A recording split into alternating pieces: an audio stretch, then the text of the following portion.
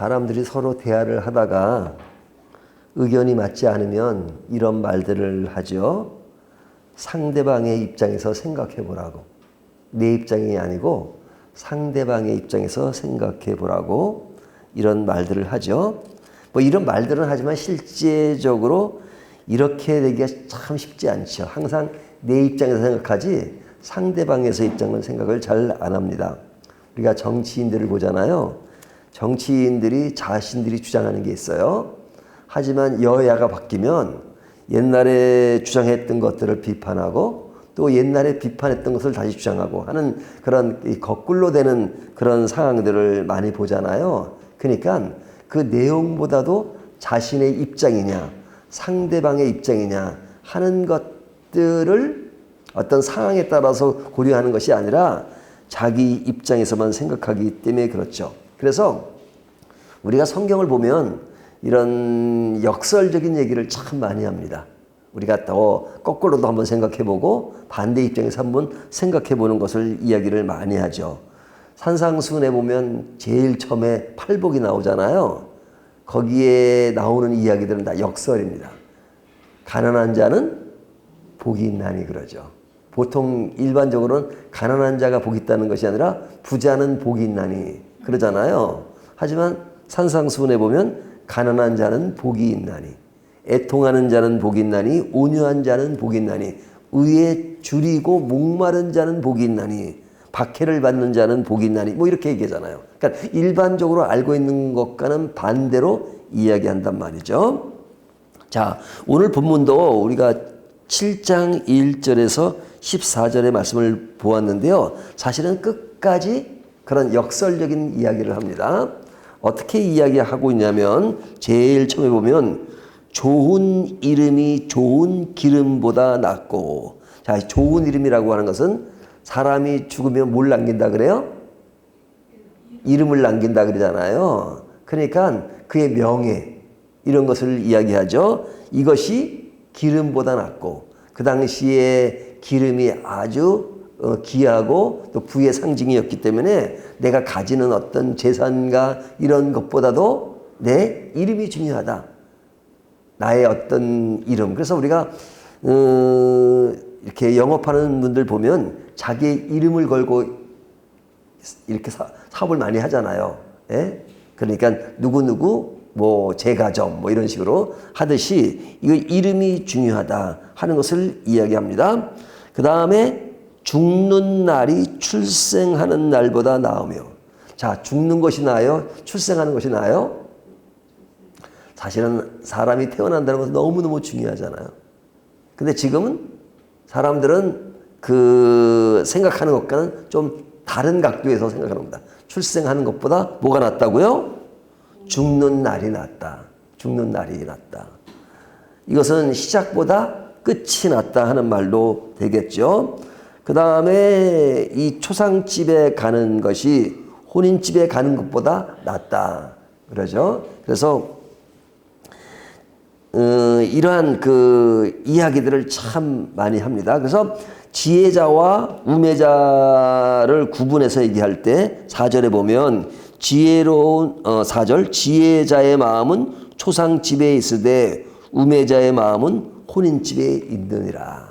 그러니까 지금 그 죽음에 관한 이야기를 참 많이 하죠. 지금 1절부터 4절, 5절까지 보면 죽음에 관한 이야기를 참 많이 해요. 제 아는 선배가 있는데 저랑 띠동갑이에요. 12살 차이가 나는데 제가 그 당시에 이제 한 40대 때 늘 그런 얘기를 해요. 저는 죽음의 문제를 참 많이 생각합니다. 그러니까 그분이 그래? 나는 발 하나를 아주 무덤에다 딱 박고 살아. 그분이 그런 얘기를 했는데 사실 죽음을 생각한다는 것은 굉장히 중요하죠. 사람이 삶을 유익하게 살려고 하면 역설적으로 죽음을 생각하는 자가 삶을 아름답게 영위할 수 있어요.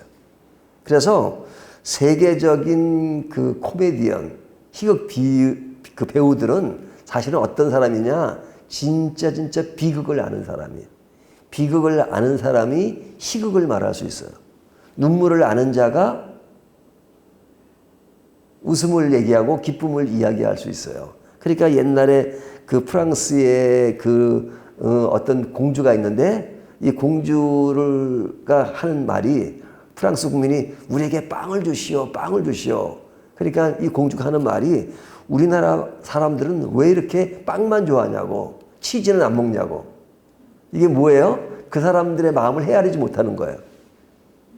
그러니까 내가 산 그 모든 것들이 슬프고 어렵고 죽고 하는 그런 문제를 생각해 보지 못하면 그냥 세상이 어떻게 흘러가는지 또 사람들이 갖는 어려움이 무엇인지를 모른단 말이죠. 그래서 우리가 성경을 이해할 때 성경은 하나님에 대한 이해와 더불어서 뭘 이해해야 돼요? 인생을 이해해야 돼요. 인생을. 그러니까 인생을 이해하지 못하면 너무 원론적인 얘기만 하고 그 다음에 어떤 삶의 그 어려움 속에서 당하는 고통을 이해하지 못하잖아요.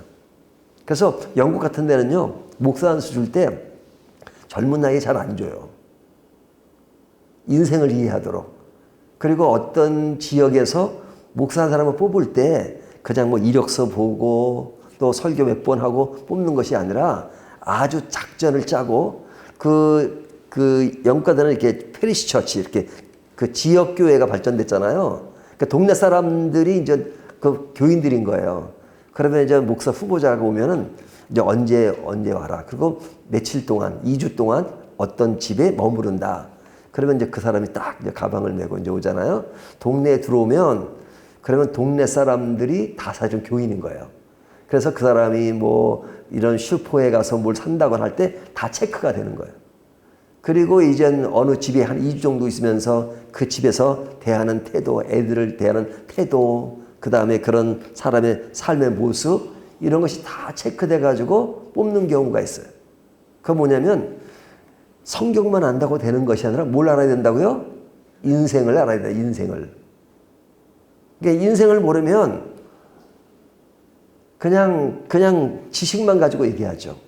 삶의 문제가. 성경은 사실은 생명이고 우리의 삶의 문제, 생활의 문제를 지적하면서 하나님을 따르도록 만들지 우리의 생활과 우리의 일상사를 떠나가지고 그냥 형이상학적인 차원에서 하나님을 얘기하는 게 아니라 뭐냐. 하나님은 어떤 분이세요? 지금도 살아계시고 지금도 나와 함께 계시고 나를 인도하시는 분이지 동떨어진 분이라 우리가 기도하면 한번 그러신 분이 아니란 말이에요.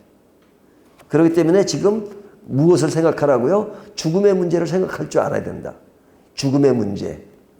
그래서 태어나는 것보다 죽는 것이 낫고 그리고 혼인집에 가는 것보다 초상집에 가는 것이 낫다라는 것을 역설적으로 이야기합니다. 역설적으로 이야기한다는 것은 뭐 혼인집이라든지 태어난다는 것이 그런 낫다는 것이 아니라 그만침 인생을 다시 한번 뒤바꿔서 생각해 보라는 거예요. 이 생각한다는 것은 굉장히 중요합니다. 생각하지 않으면 발전이 없어요. 신앙도 마찬가지예요. 생각을 해야 돼요. 제가 아까 영국 얘기를 해서 한 가지만 더 하겠습니다. 제가 그런 이렇게 20대죠. 이렇게 어느 집에 사는데 영국을 이렇게 집이 보면 이렇게 옆집과 이렇게 서로 이야기할 수 담이 이렇게 허리 정도밖에 안 돼요. 그리고 영국은 잔디가 잘 되니까 항상 잔디를 깎아요. 근데 저희 옆집을 보면 늘 볼 수 있잖아요. 그 남편 되신 분이 퇴근하면 이렇게 잔디를 깎아요. 그리고 애들과 같이 놀아요. 근데 거기 엄마가 있는데 그 엄마가 애한테 맨날 보면 이렇게 뭐라고 그러더라고요. 한 번은 좀 궁금증이 생겼어요. 도대체 무슨 얘기를 저렇게 재밌게 하나. 그래서 한 번은 몰래 한번 저도 이렇게 잔디를 깎으면서 엿들어 봤어요. 근데 내용은 굉장히 심플한 얘기였어요. 무슨 얘기였냐면 시장 가는 얘기를 하더라고요. 엄마가 한 5살 먹은 딸에게 얘기를 하는데 뭐라고 하냐면 엄마가 내일 시장에 가려고 하는데 시장에 갈 때는 뭐 아빠가 좋아하는 뭐도 사고 모두 살 거야. 내가 좋아하는 것도 있지. 근데 내일은 그렇게 짐이 좀 많을 것 같으니까 버스를 타고 가지 않고 차를 가지고 가야 될 것 같아. 그래 쭉 얘기를 해요. 엄마가 자기 얘기를 딱 해요. 그리고 제일 마지막에 뭐라고 하냐면 그 딸한테 What do you think? 내 생각은 어떠냐 물어보더라. 그러니까 요 조그만한 5살짜리가 Mom, I think 엄마 내 생각에는요 요렇게 산다 그러는데 요건 요렇게 샀으면 좋겠어요 하고 자기 생각을 얘기해요. 그러면서 또 엄마한테 물어봐. What do you think? 엄마 생각은 또 어때요? 그러니까 엄마랑 딸 얘기가 뭐냐면 항상 내 생각은 어떠냐, 어떻게 생각하느냐, 내 생각은 이렇다고 늘 그런 얘기를 하는 거예요. 그러니까 어릴 때부터 생각하는 훈련이 돼 있는 거죠. 그러니까 저는 이미 신학을 하고 영국에 갔는데 거기 영국에 오는 신학생들은 처음 신학하는 애들이었어요. 근데 체프 시간에 설교를 하면요 성경 보는 눈이 달라요. 왜 다른 줄 아세요? 어릴 때부터 생각하는 훈련을 했기 때문에. 그래서 우리가 성경을 읽을 때 그냥 건성으로 읽지 말고 그냥 생각하고 있는 게 중요해요. 생각을 해야 됩니다. 근데 이 생각은 가볍지가 않아요. 오늘 본문 같은 경우는 누구나 읽어도 쉽게 이해할 수 있는 본문이에요. 하지만 이것이 결코 쉽지 않은 것은 뭐냐면 내 인생과 걸려있는 문제이기 때문에 내가 실제로 삶 속에서 죽음의 문제를 생각하고 삶의 문제를 생각했는가, 그런 것을 생각해 보면 이 문제가 그냥 가볍게 나온 이야기가 아니라 얼마나 깊이 있는 이야기냐, 쓰는 사람이 깊이 있게 썼다면 또 읽는 사람이 깊이 이해를 하는 것이 중요하잖아요. 그런 의미에서 생각하는 것이 중요합니다. 오늘 본문은 뭘 생각하라고요? 죽음을 생각하라. 죽음을 생각하면 삶을 더 아름답게 이해할 수 있다 하는 것을 이야기합니다. 그래서 그 죽음에 대한 문제를 생각하면서 7절부터 12절까지는 뭐냐면 현재의 현재를 살 때 의미 있는 삶을 살려면 어떤 지혜가 필요하냐. 8절을 보면요. 8절, 일의 끝이 시작보다 낫고 참는 마음이 교만한 마음보다 나으니. 자, 일의 끝이 시작보다 낫다. 그러니까 마무리를 잘하는 것이 중요하죠. 참는 마음이 교만한 마음보다 나으니 급한 마음으로 노를 바라지 말고 노는 우매한 자들의 품에 머무름이니라. 자, 삶을 늘 지혜롭게 살려면요 항상 침착하고 생각하고, 그죠? 생각하지 않으니까 어떤 그런 내 어떤 감정적인 것에만 의존하면 자꾸 노를 바라게 되고 그러잖아요. 그러니까 생각하는 것이 그만큼 중요하다는 것을 이야기합니다. 그러니까 이런 사람은 어떠냐? 탐욕에 물들지 않고 그리고 어떤 시대적인 그릇 때문에 쫓아가지 않아요. 7절을 보면 탐욕이 지혜자를 우매하게 하고 뇌물이 사람의 명철을 망하게 하느니라. 이런 것은 사실은 조금만 생각해 보면 이런 것에 끌려가지 않을 수 있는데 그냥 생각하지 못하고 그러다 보니까 이런 것에 끌려가는 것이 필요하죠. 이렇게 한다는 것은 쉬운 일은 아니에요. 그렇기 때문에 뭐가 필요하다 그래요? 인내가 필요하다 그러죠. 인내가 필요하다. 그래서 인내, 참는 마음이 이런 것이 필요하다는 것을 강조합니다. 그러니까 이러한 삶을 의미 있게 살기 위해서는 노를 바라지 말고 10절에 보면 옛날이 오늘보다 나은 것이 어찌미냐 하지 말라. 이렇게 묻는 것은 지혜가 아니니라. 자, 우리가 자꾸 옛날 것을 찾잖아요. 옛날에는 이랬었는데 저랬었는데. 군대 가보면요 옛날에 자기 집에 못 사는 사람 한 사람도 없어요. 다 옛날엔 잘 살았고 뭐 하고 옛날엔 뭐 했고 그랬잖아요. 다 옛날 얘기예요. 그러나 중요한 것은 옛날 얘기 필요해요. 과거가 현재를 지배하고 또 현재가 미래로 향하니까. 하지만 과거에만 집착하면 안 된다 그래요. 과거에 내가 뭘 했는 것이 문제, 뭐예요? 우리가 얘기하다 보면, 전도하다 보면, 제가 옛날에는요, 미션 스쿨에 다녔고요. 옛날엔 교회를 나갔었는데요. 그러니까 교회를 다 하는 것처럼 얘기해요. 과거에 나가면 뭐 하냐고요. 지금 믿질 않는데. 여호와는 나의 목자시니 그러지, 여호와는 과거에 나의 목자셨다 그렇게 말하지 않잖아요. 지금 나의 목자셔야 된단 말이죠. 그러니까 과거에는 좀 못 믿었어도 지금 믿는 게 굉장히 중요하죠. 하지만 과거에 아무리 잘 믿으면 뭐예요? 지금 믿지 않는데. 그러니까 과거에 매이지 말라 그러죠. 그리고 11절 12절 보면 지혜는 유상같이 아름답고 햇빛을 보는 자에게 유익이 되도다. 지혜의 그늘 아래에 있음은 돈의 그늘 아래에 있음과 같으니 지혜에 관한 지식이 더 유익함은 지혜가 그 지혜에 있는 자를 살리기 때문이라 그러죠. 자, 이 지혜는 삶에 유익이 된다. 그러니까 유대인들이 그런 말 하잖아요. 돈을 자녀에게 주는 것이 아니라 돈 버는 법을 가르쳐 준다. 그냥 삶의 지혜가 마침 필요하다는 거죠. 자, 이것을 강조합니다.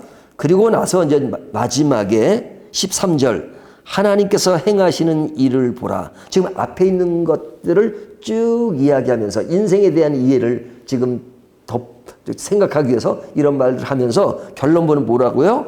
하나님께서 행하시는 일을 보라. 지금 우리가 인간의 문제를 생각하지만 그 모든 것을 주관하시는 분이 누구시라고요? 하나님이시다 이거죠. 그러니까 우리의 어떤 인간의 입장에서 생각해 보고 그 다음에 그 일을 주관하시는 하나님을 생각해 보라 이거죠. 하나님께서 굳게 하시는 것을 누가 능히 굳게 하겠느냐. 하나님은 모든 일을 다 하실 수 있는 분이다 이거죠. 모든 것이 하나님의 손에 달려있다. 모든 것을 바꾸실 수도 있고 다 하실 수도 있다 이거죠.